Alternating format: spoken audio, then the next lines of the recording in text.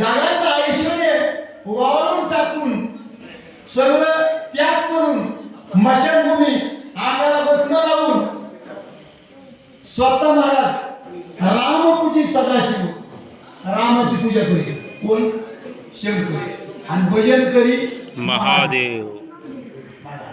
कसलं उलट ही सगळं ऐश्वर्य टाकायचं, रामाची पूजा करायची, शंकराची भक्ती करायची, पूजा करायची. म्हणजे ही पूजेचं महत्व आहे.